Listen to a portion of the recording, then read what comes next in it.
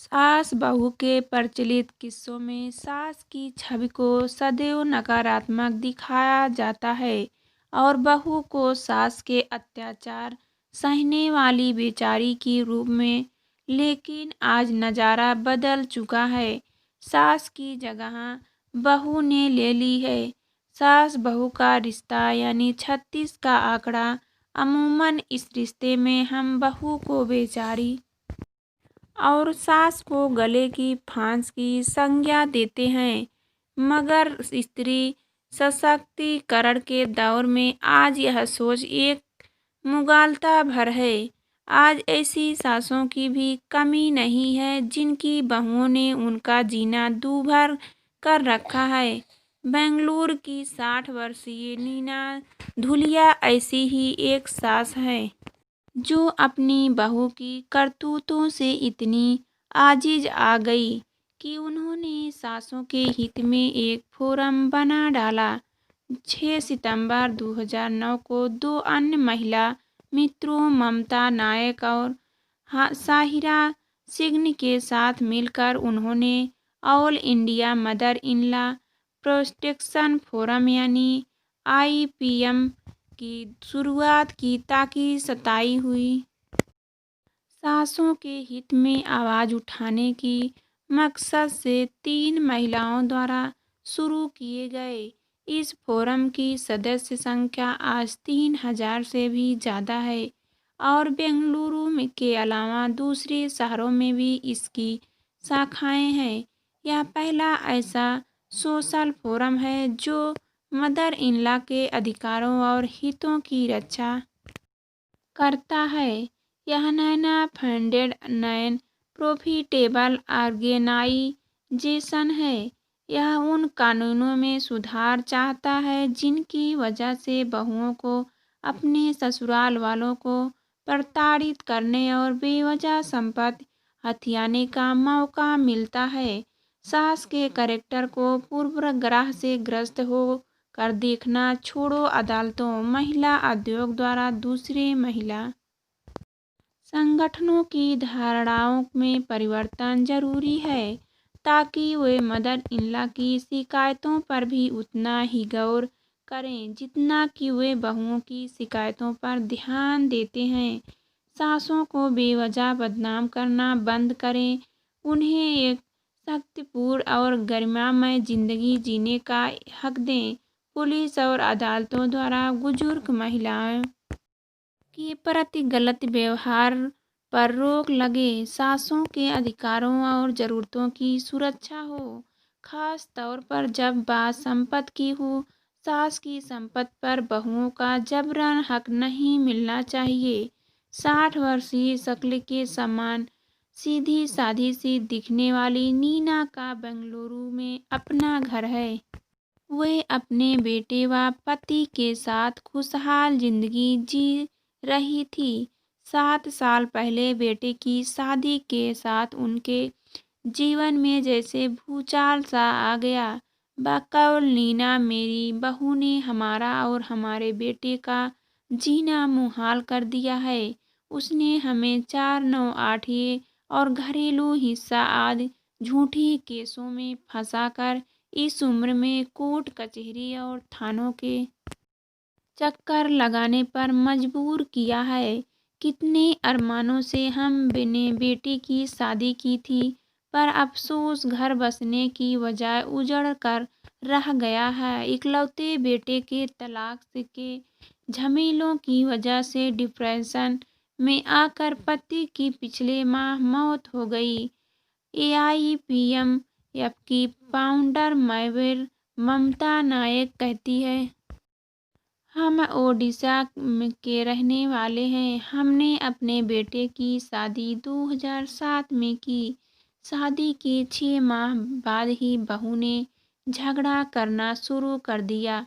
वह हमारे साथ रहना नहीं चाहती थी। उसके घरवाले उसे गलत पाठ पढ़ा रहे थे। एक दिन अचानक वह घर छोड़कर चली गई और हमारे खिलाफ झूठा केस दर्ज कर दिया। हेल्प एज इंडिया द्वारा हाल में किए गए एक अध्ययन helper abuse and crime in India के मुताबिक बुजुर्गों के शोषण में बहुओं का हाथ 63% तक होता है, जबकि 44 से 53% बेटे इसके लिए जिम्मेदार होते हैं। नीना धुलिया कहती है, महिला हित में बने कानूनों की विसंगत यह है कि बहुओं के पक्ष में तो बहुत से कानून हैं, मगर महिला होते हुए भी सास या ननद इनके दायरे में नहीं आती। आज एक लड़की जब चाहे इन कानूनों का इस्तेमाल कर सिर्फ बयान दर्ज कराकर अपने ससुराल के किसी सदस्य या सभी सदस्यों को जेल की हवा खिला सकती है। उसकी बात पर तुरंत यकीन भी किया जाता है और जांच पड़ताल किए बगैर ससुराल वालों को हिरासत में ले लिया जाता है, भले ही शिकायत 90 साल की बुजुर्ग महिला के खिलाफ हो या 4 माह के दूध पीते बच्चे के। सच्चाई का पता लगाए बगैर कार्रवाई शुरू कर दी जाती है। वही बहुओं को संपत्ति में भी हिस्सेदारी मिल जाती है। वह पैतृक संपत्ति में भी क्लेम कर सकती है और गुजारे भत्ते के लिए भी दवा ठोक सकती है।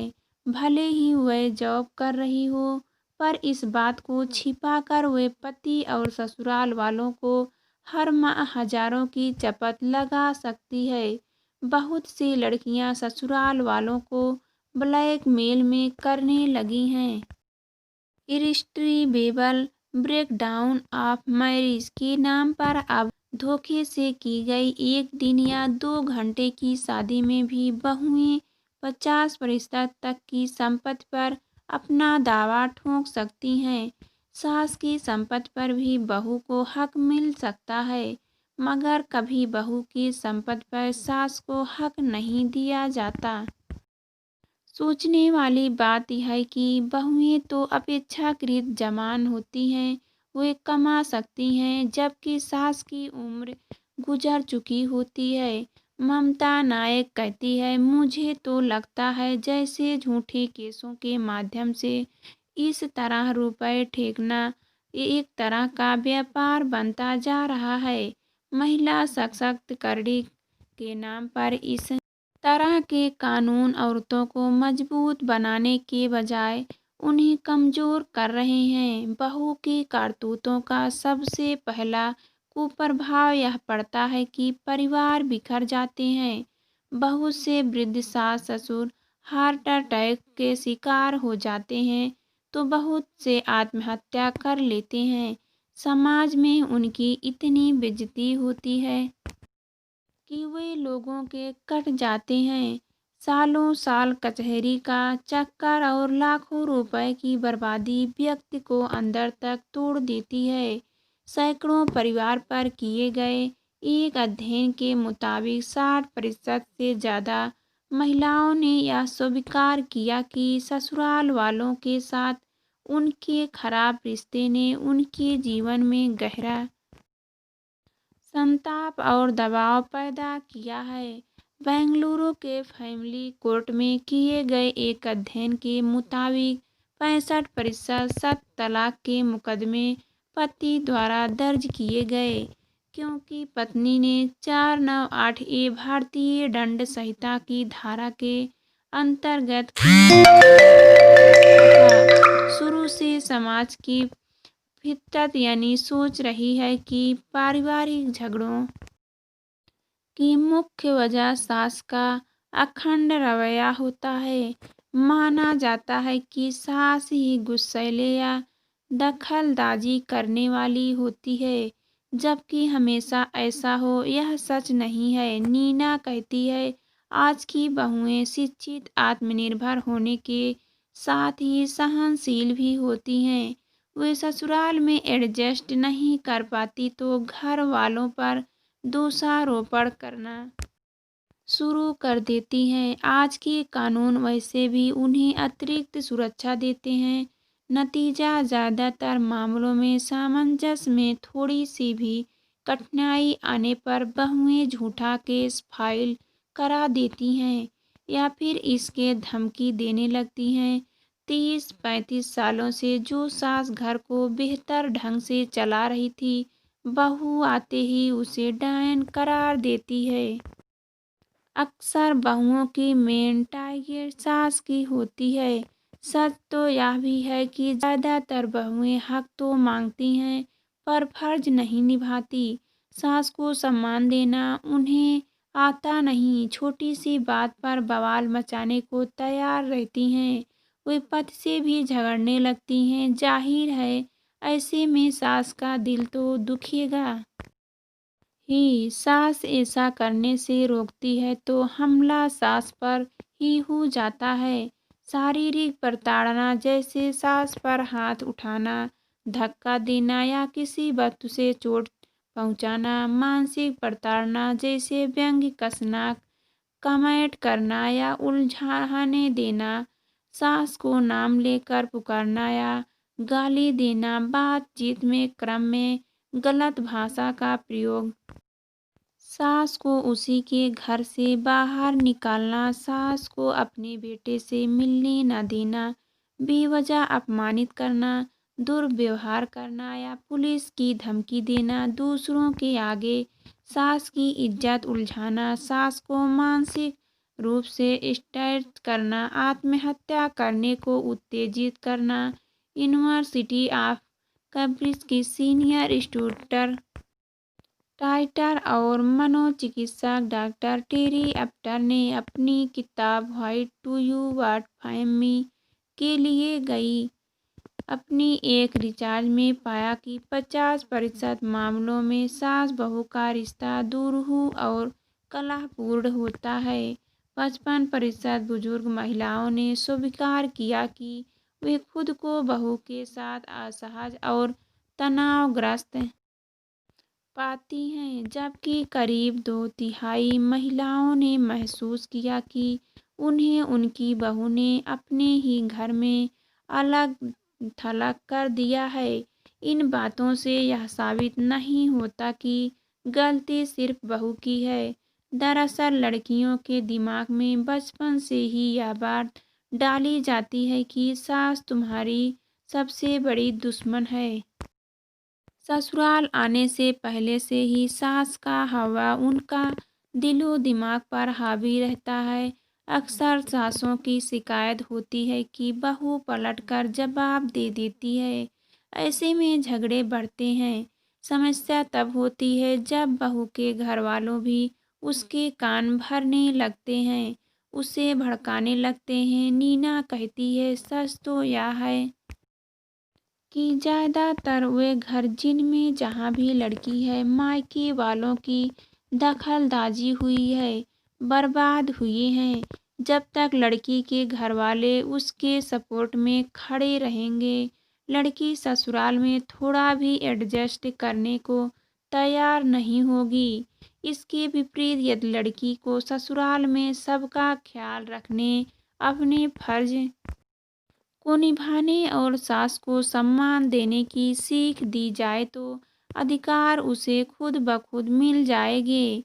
यही नहीं, आजकल के बहुत से कानून जैसे 498 इमोडिक्स वायरलेस धारा 125 आदि लड़कियों को ज़रूरत से ज़्यादा हक दे रहे हैं, जो उचित नहीं। महिला आयोग हो, महिला संगठन हो या सरकारी महकमे, हर जगह बहुओं की शिकायत ही सुनी जाती है, सासों की नहीं।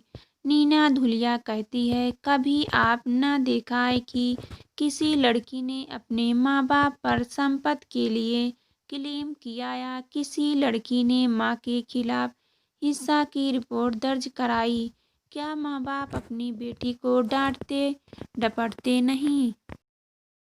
या क्या कभी घर की संपत्ति में हक मांगने की स्थिति नहीं आती? वेस्ट वर्जीनिया यूनिवर्सिटी के डॉक्टर क्रिस्टी ने बहुओं के नजरिए का अध्ययन किया। अपने अध्ययन में उन्होंने पाया कि बहू को अच्छा लगता है जब सास उसे बेटी कहकर पुकारती है या प्यार से बर्ताव करती है, उसके बच्चे को बेहतर ढंग से संभालती है, बहू को अपने घर का हिस्सा समझती है और पति के साथ उसके रिश्ते को मजबूत बनाने में सहयोग देती है।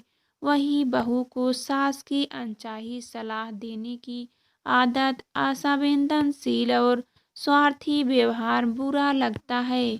सास द्वारा उसे अच्छी माँ, पत्नी बनने के गुर सिखाना या उसके बच्चों के साथ बुरा व्यवहार भी वह सह नहीं पाती। ज़्यादातर बहुएं तब बुरा महसूस करती हैं जब सास बहू के झगड़ों में पति अपनी माँ का पक्ष ले। ऐसा नहीं कि सभी बहुएं या सभी सास एक सी होती हैं और उनका रिश्ता भी एक सा होता है। रेड एफएम सीईओ निशा नारायण कहती है, औरत यदि अपनी व्यथा दुनिया के सामने लाती है या घर छोड़ती है तो इसके लिए बहुत हिम्मत की ज़रूरत होती है। जहाँ तक बात मेरे मामले की है, मेरी सास मेरी प्रेरणा है। वह ब्रिटिश शासन काल से वक्त की पहली रेडियो अनाउंसर है। उनकी सोच प्रोग्रेसिव है और वे काफ़ी ओपन माइंडेड है। जर्नलिस्ट मंजू कहती है, मेरी सास बेहतर ढंग से मेरी पौने 2 साल की बच्ची को संभालती है। वह है तभी मैं जॉब कर पा रही हूँ। यही वजह है कि ऑफिस के साथ घर के सारे काम भी खुशी खुशी निपटाती हूँ। सासू माँ कुछ कहकर भी देती है तो मैं बहस नहीं करती, क्योंकि वह है तभी मैं बच्ची की तरह से निश्चिंतित हूँ।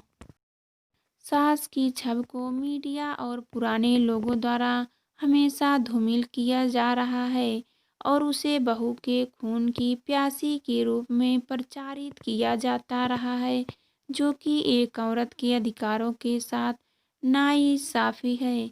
एक सास अपनी बहू को उसका पति देती है, सुव्यवस्थित घर संसार देती है और सबसे बढ़कर उसे घर के उत्तरदायित्व व हक सौंपती है जो कल तक उसके थे।